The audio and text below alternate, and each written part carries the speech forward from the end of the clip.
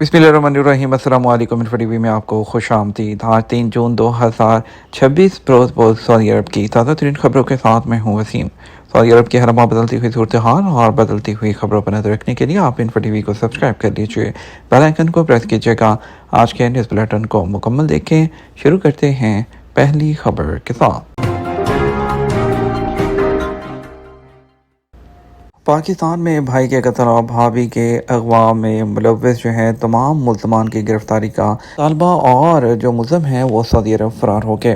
पाकिस्तान में सवात की तहसील बहरीन के इलाके रामेट से ताल्लुक़ रखने वाले अफजल खान और अमीर ज़ेब ने हुकूमत और पुलिस से मुतालबा किया है कि उनके भाई के कत्ल और भाभी के मुबैना अगवा में मुलव्वस तमाम मुल्ज़मान को गिरफ़्तार किया जाए।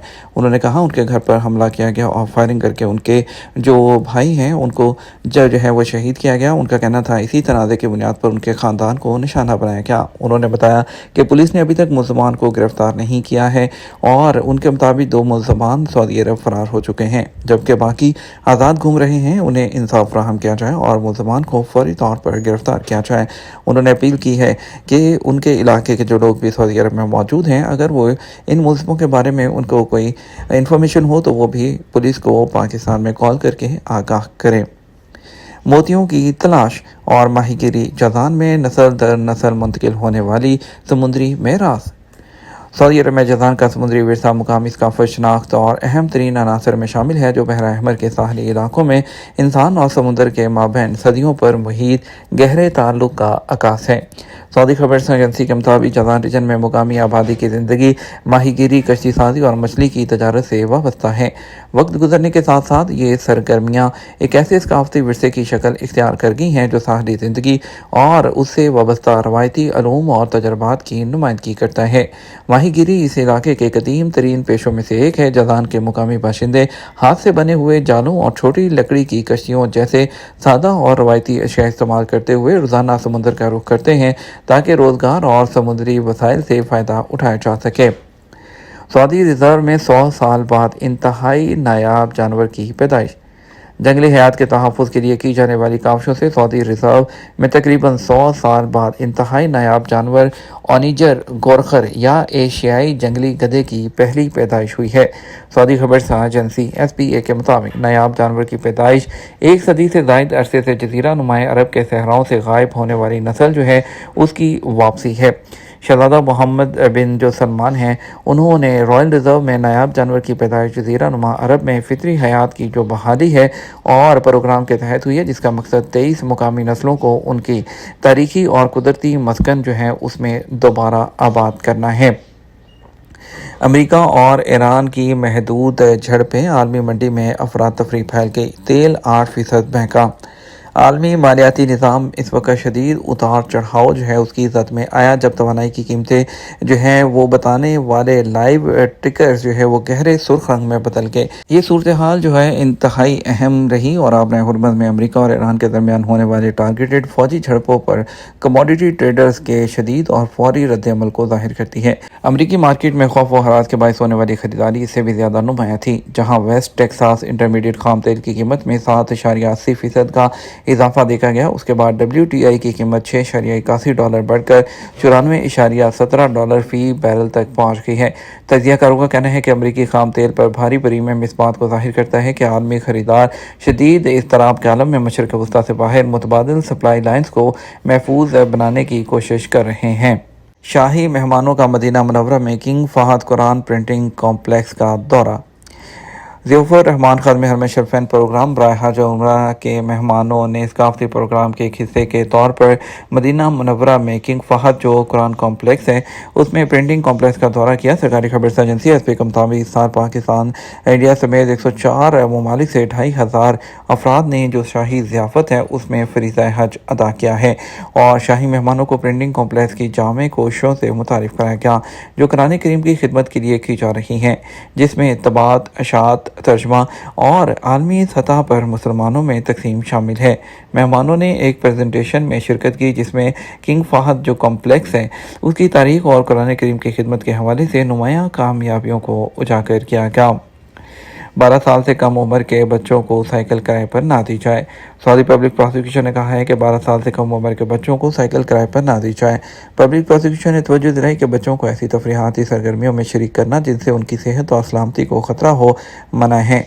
पब्लिक प्रोसिक्यूशन का कहना है कि बच्चों को गिरने से बचाने के लिए झूलों में बिठाते वक्त हिफाजती बेल्ट लगाए जाए। ऐसे किसी भी झूले में बच्चों को बिठाते वक्त जिनसे उनके गिरने का खतरा हो, हिफाजती इंतजाम ज़रूरी हैं।